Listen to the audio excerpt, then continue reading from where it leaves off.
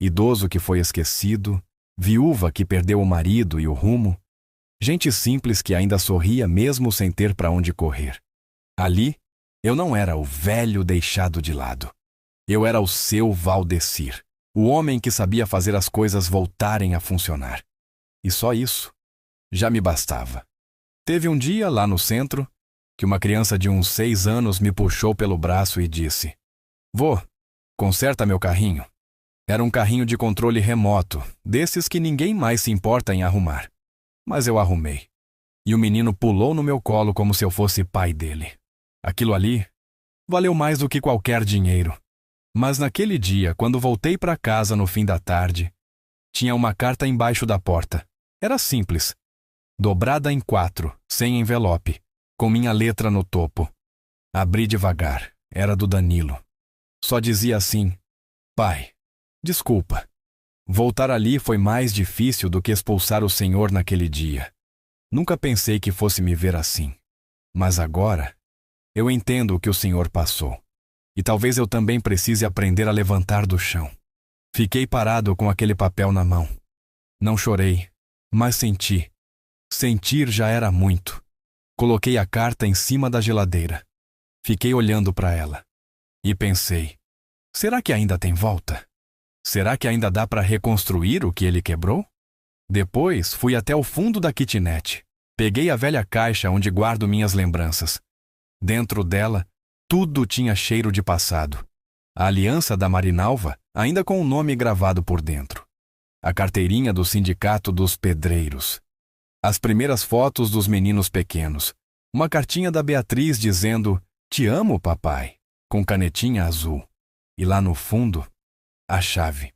Pequena, de ferro escuro, com uma fita vermelha amarrada. A chave do cofre. Aquele dinheiro estava lá fazia anos. Nunca mexi, nem em época de aperto. Nem quando a gente precisou vender o carro velho para pagar o tratamento da Marinalva. Porque eu sempre achei que aquele dinheiro não era só para mim. Era para algo maior.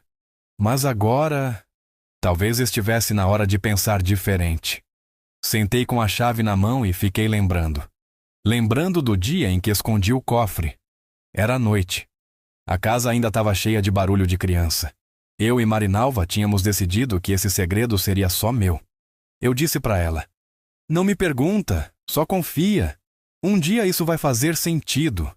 E ela confiou. Confiou em mim até o fim. E naquela noite, sentado com a chave de novo nas mãos, eu fechei os olhos e imaginei ela ali, sorrindo, me olhando com aquele olhar que só ela tinha, de calma, de força, de fé. Fiquei assim por um tempo, em silêncio, sentindo ela comigo. E foi nesse silêncio que eu entendi: a vida não termina quando alguém te vira as costas. Ela recomeça quando você para de olhar para trás. Mas também entendi outra coisa. Talvez aquele dinheiro não fosse só para mim, mas também não fosse mais para quem me desprezou. Ainda não era hora de abrir o cofre, mas estava perto, muito perto. E dessa vez, quem ia escolher como usar tudo aquilo era só eu.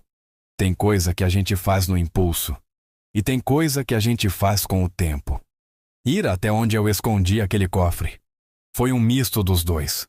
Eu acordei cedo, vesti uma camisa que não usava há tempos, coloquei a chave no bolso e saí andando como quem vai encontrar um pedaço de si mesmo. O lugar ficava a pouco mais de 2 horas dali, numa chácara antiga que um compadre me emprestou muitos anos atrás. Ele já tinha partido faz tempo, mas a chácara continuava lá, meio esquecida, com mato alto e porteira rangendo. Entrei com calma. O cheiro de terra molhada me deu uma paz que eu não sentia fazia décadas. Aquele era um lugar onde ninguém gritava, ninguém cobrava. Só o vento falava, e ele falava baixo. Atrás do velho galpão de ferramentas, sob uma laje de concreto que eu mesmo coloquei, estava o cofre. Ninguém imaginaria. Nem se passasse por ali 100 vezes. A jossa estava suja de barro, empoeirada, mas inteira. Coloquei a chave. Girei devagar. E o clique. Pareceu o som do passado voltando à vida. Abri. Dentro, Tava tudo do mesmo jeito. Os pacotes de dinheiro embalados a vácuo, os papéis de procedência e uma carta que eu mesmo escrevi anos atrás, no dia em que escondi tudo. A carta era curta. Se um dia tudo desandar, lembra que você nunca foi fraco. Só foi cansado. Fiquei olhando aquilo por uns bons minutos. E ali, sozinho naquele galpão, eu senti um negócio difícil de explicar. Não era orgulho, nem euforia. Era algo mais profundo. Uma espécie de paz misturada com poder. Eu não precisava mais provar nada para ninguém. Mas agora, eu tinha algo que ninguém esperava, escolha. Na volta, parei num bar antigo na beira da estrada. Tinha um senhor lá, lendo o jornal e tomando caldo de cana. Quando me viu, arregalou o olho. Valdecir? Rapaz, eu achei que você já tinha virado poeira. Era o Alencar, velho conhecido da época em que eu levantava prédio com as costas e 2 colheres de pedreiro. A gente se abraçou, riu, conversou como se o tempo não tivesse passado. E foi ele quem disse, sem querer: sabe, tem gente que acha que velho não serve para mais nada. Mas é no velho que mora o segredo da história. Aquilo bateu forte em mim, porque era verdade. Eles acham que a gente é só peso, só resto. Mas a gente carrega uma vida inteira nos olhos. E quem enxerga, entende. Voltei para casa com a cabeça cheia de ideia. Sentei, peguei papel, caneta e comecei a escrever. Um plano, uma lista, um caminho. Eu não ia simplesmente distribuir aquele dinheiro. Não era só sobre dar. Era sobre ensinar, sobre mostrar, sobre reconectar. Não era vingança. Era justiça com alma. E dessa vez, era eu que estava no comando. A primeira coisa que fiz foi ir até uma papelaria simples e comprar um caderno preto, desses com espiral enferrujando nas pontas. Nada de luxo. Mas quando abri na primeira página, a mão tremeu. Era como se depois de tanto tempo calado, eu finalmente fosse voltar a dizer alguma coisa. Escrevi no alto da folha, com letra firme: aqui começa o recomeço. 3 palavras só, mas com um peso que ninguém via. Peguei uma parte pequena do dinheiro, pequena mesmo, nem 1% daquilo que estava no cofre. Troquei em real com um conhecido de antigamente, que ainda mexia com câmbio discreto, gente que respeita silêncio e entende confiança. Guardei o valor em envelopes separados, com etiquetas. Eu sabia exatamente o que queria fazer. E aí veio o primeiro passo. Um depósito anônimo na conta do Danilo. Não um valor absurdo. Só o bastante para tirar a corda do pescoço. O suficiente para pagar 3 parcelas do financiamento da casa dele. Dinheiro limpo, sem nome, sem bilhete. Um respiro. Fiz isso não por culpa, mas porque eu sabia que às vezes a gente só precisa de um intervalo entre o tombo e a decisão de levantar. E eu queria que ele tivesse esse tempo. Ele não merecia ser salvo. Mas talvez merecesse a chance de descobrir quem ele ainda podia ser. E sabe o que é mais interessante? Nos dias seguintes, ele não me ligou. Não mandou mensagem, não veio atrás, nem para perguntar, nem para agradecer. Talvez tenha achado que era milagre do banco. Ou algum erro de sistema.